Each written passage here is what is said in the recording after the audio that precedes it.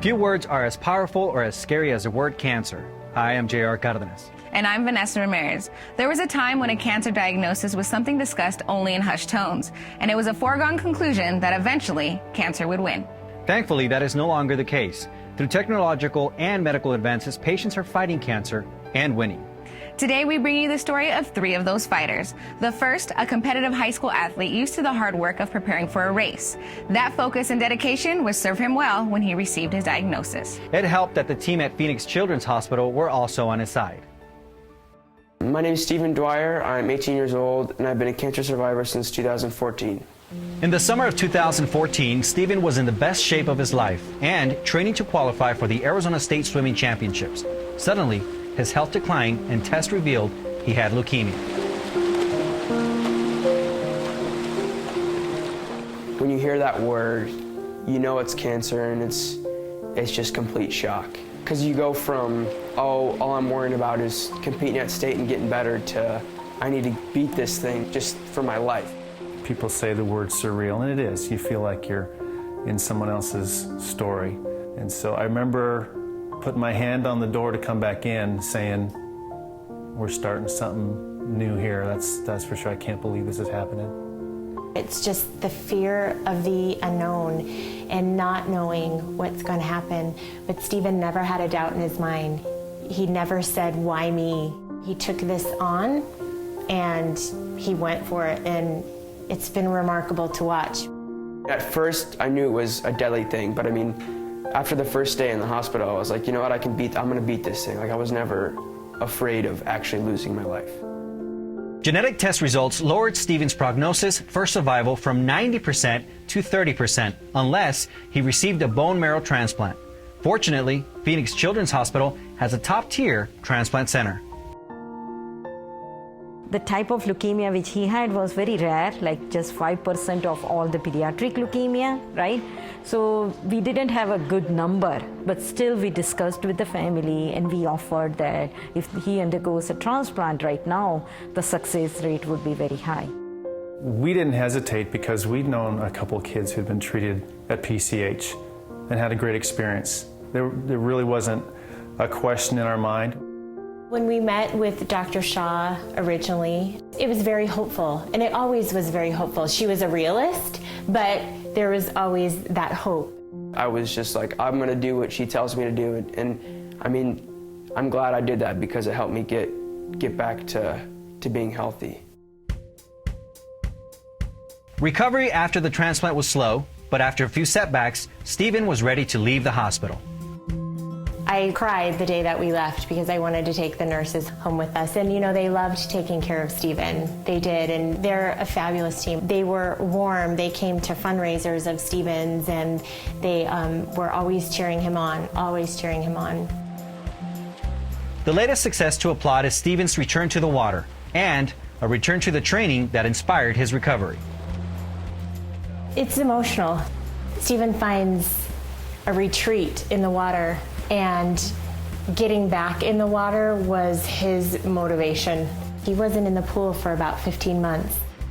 But to see him today, from 6 months ago, to see how much stronger he is, and you can't tell anything's happened to him when I watched him swim today. It was great.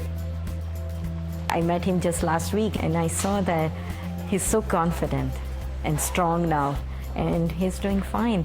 And I'm so happy to see him like swimming and enjoying like a normal kid. And it gives me like that satisfaction. He's gonna have to live a pretty clean lifestyle, be active, eat well, take care of himself, do things in moderation. But right now, we're thinking cure, normalcy, and a lot of life lessons. You wonder when a young man or a young woman's gonna find out what they're made of, and he certainly did. I'm planning on living a long and healthy life. You know, I'm thankful to be here. I'm gonna do this as much as I can because you never know when it's gonna get taken away from you. A bone marrow transplant combined with exceptional care helped Stephen become a survivor. You can help patients facing blood cancers by becoming a bone marrow donor. For more information, visit bethematch.org. You could be the cure someone is waiting for. Doing more for Arizona, Fighting Cancer will return right after this.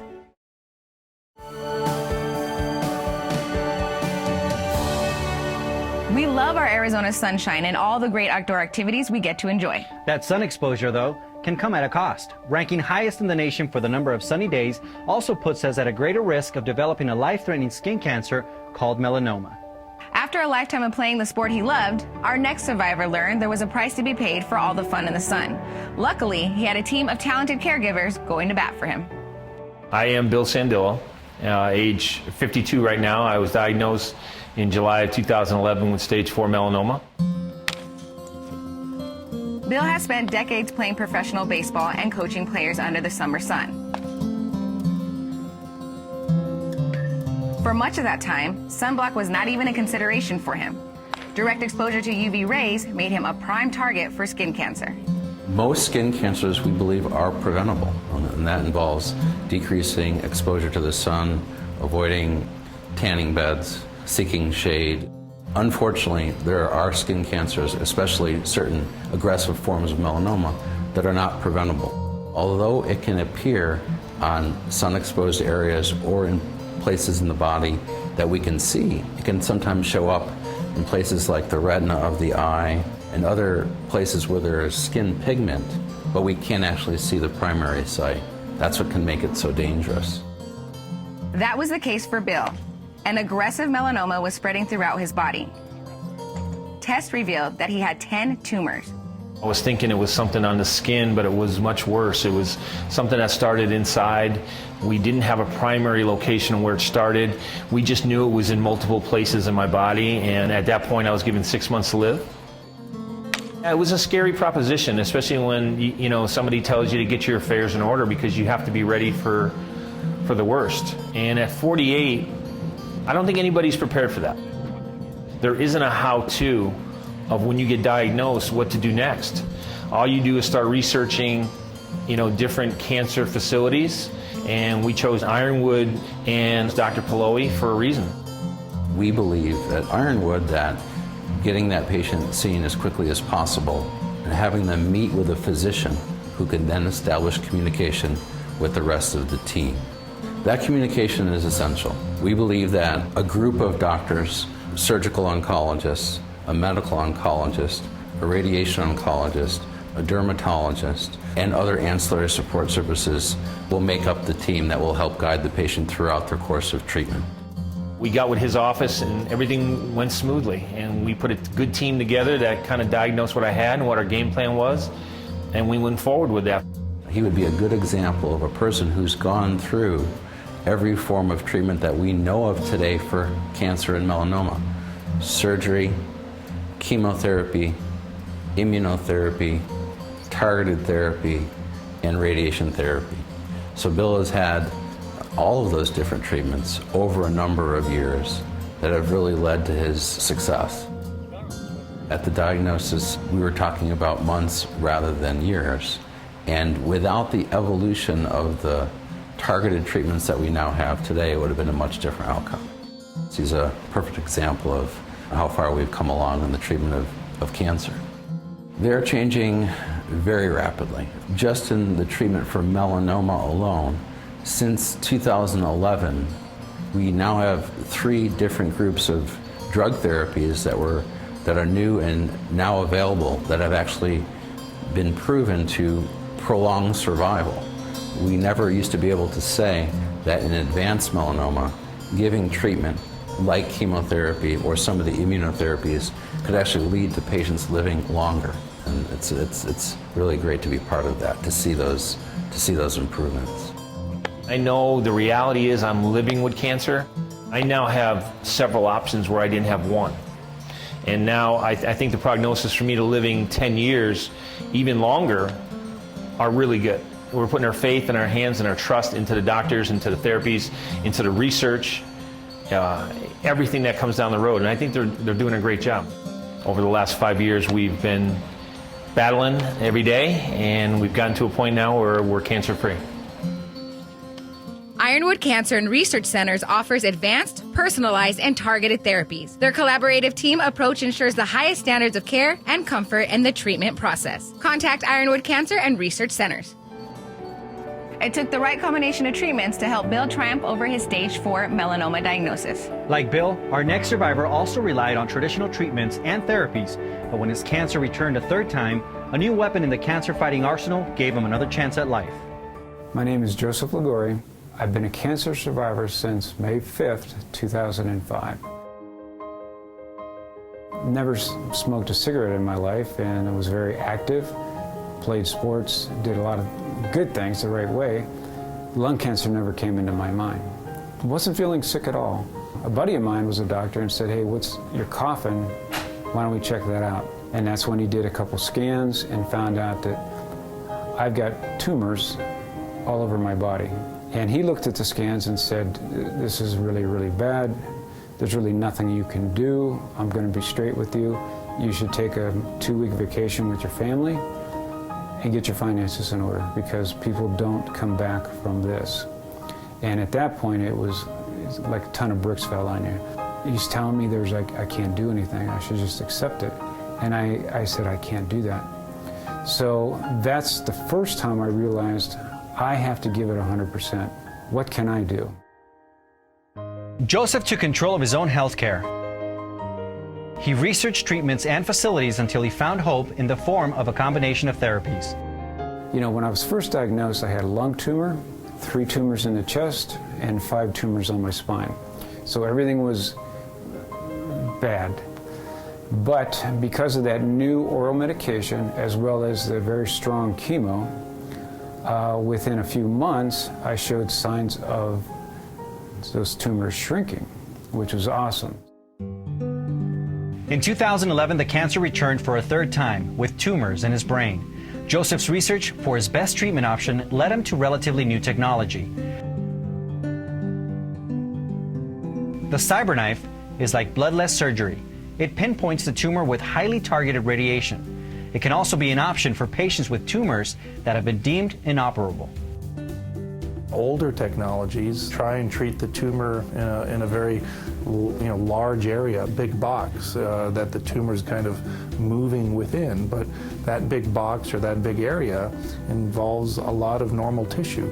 The CyberKnife, on the other hand, actually the beam will track and move with the tumor, and because of that you can be much more precise, much more accurate, treat just the tumor, saving the surrounding healthy tissue from radiation treatment.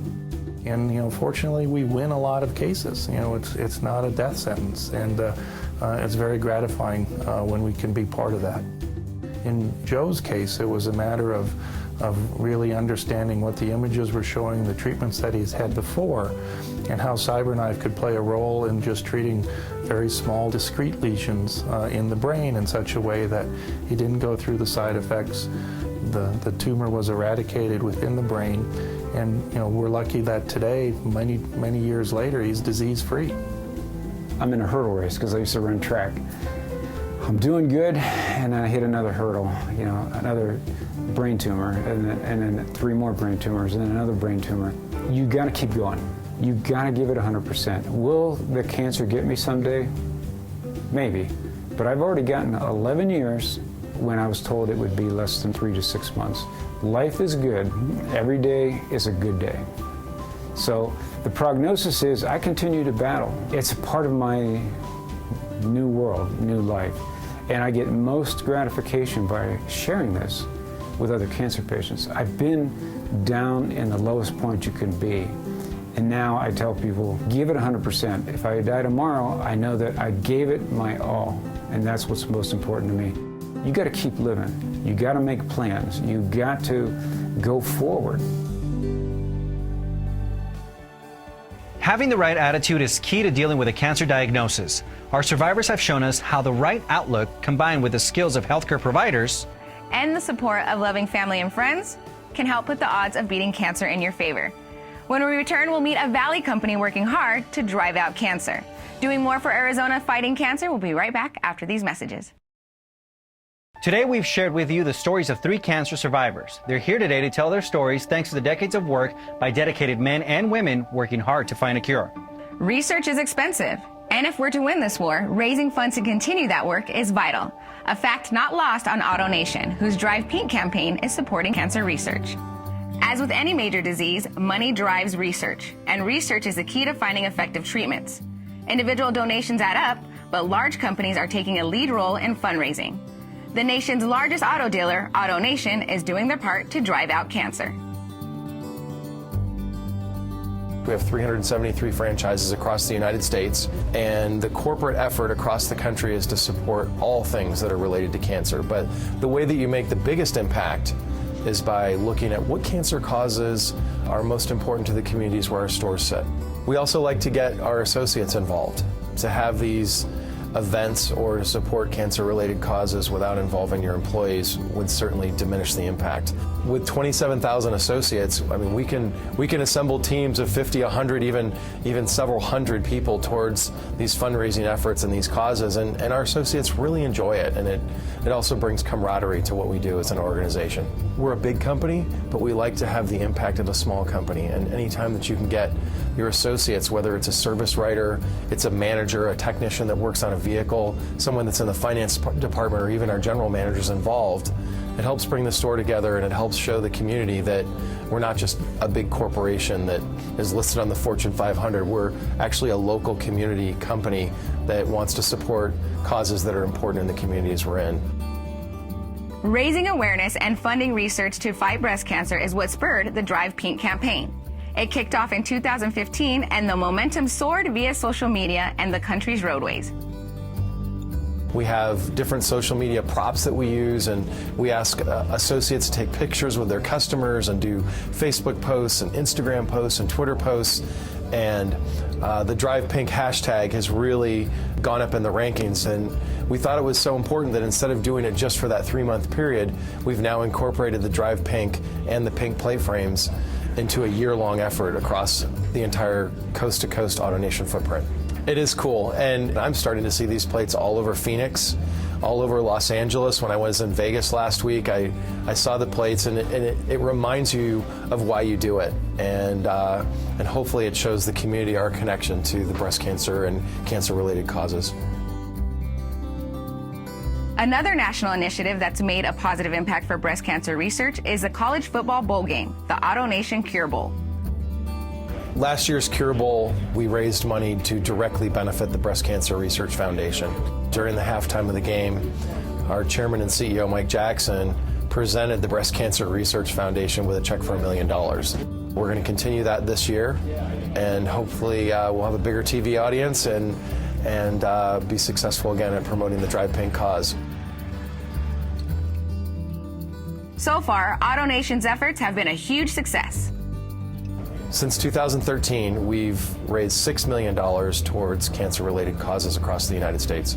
We're a big company, so we have more resources than smaller automotive retailers, but we like to act like a small company. We're just groups of associates in sales, service, finance, all bonding together towards one cause, and that cause is eliminating cancer from the face of the earth.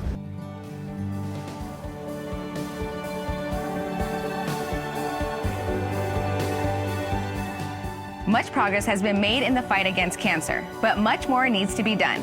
With the help of companies like AutoNation, researchers will continue making amazing discoveries that are saving lives. Coming up on our Cox 7, Doing More for Arizona, Fighting Cancer Special. How you can lessen your chances of developing cancer. It's important information you won't want to miss.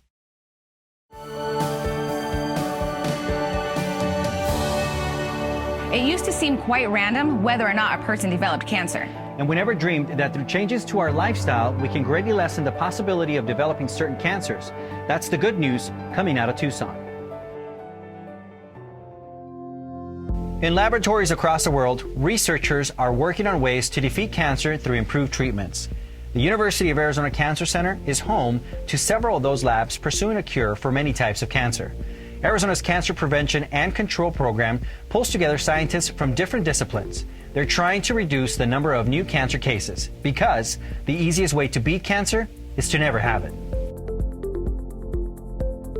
Cancer is a complicated disease, and every cancer is a little bit different. And I think, in that way, it's a lot different than other diseases in that there are a number of different damages to DNA or genetic variables or behavioral variables, all that come to line up and lead to the development of a tumor. If you think about cancer, it's something that happens over many, many decades. And so there's lots of opportunity along the way to intervene and improve people's health and hopefully improve their outcome. We have a very highly diverse membership in our program. We can work together to make sure we use the cutting-edge technologies for our research studies. Lifestyle choices like smoking, exercise, and diet can have a major impact on cancer prevention. Health choices can also be a positive force for longevity in cancer survivors. We have close to 20 million survivors of cancer in America, so it's not an issue of whether people survive cancer. Many people do. Now, certainly some cancers are more survivable than others, but what we do know is people who enter that cancer diagnosis having been healthier in terms of their eating and physical activity and, overall health tend to have better prognosis, tend to have lower risk of recurring from that disease. Dr. Thompson says a healthy diet is like a low dose of chemotherapy every day. That means eating more veggies, especially those that are dark green and dark orange. An unhealthy diet that's high in saturated fats and low in fiber could open the door for cancer to develop. It's estimated that about 30 to 35% of cancers are influenced by what we eat. Probably another 20% that are influenced by our physical activity. We know that obesity is now linked to 11 different cancers. So if we keep going at the rate we're going, we're going to see a lot more cancer in our lifetime. Genetics are a risk factor that can't be controlled, but if biomarkers can be discovered, it can be easier to forecast who might get cancer. Hopefully it will be like a cholesterol test in the future to identify whether someone could be at risk for cancer. But we're not there yet. We still have a long way to go, but there's some promising data showing out right now, suggesting that's potentially a viable approach. People at risk could take chemopreventive agents, which could be as simple as an aspirin or adding more natural spices into their diet. It could also involve taking medication. The key to unlocking the missing information is conducting more clinical studies on a broad scope. People feel empowered when they learn what they could be doing, when they start to eat healthier, when they start getting more physically active, they just feel better and they will report that to you. And so it's extremely rewarding to sit across from a cancer survivor and really see how you're impacting their lives and many times the lives of their family members as well. Every single patient should be afforded the opportunity to be either in these type of studies or given access to the professionals such as dietitians, exercise physiologists, physical therapists, people who can help them to make these behavioral changes. Being told you have cancer is never to be taken lightly. It's a devastating disease that has taken far too many lives. But through the efforts of so many men and women fighting tirelessly on the front lines of this war, this is a fight we're destined to win. Thank you to the survivors who shared their stories with us today. Each is an inspiration, and we wish them continued good health and happiness for years to come. I'm Vanessa Ramirez. And I'm J.R. Cardenas. Thank you for joining us for this Cox 7 special, Doing More for Arizona, Fighting Cancer.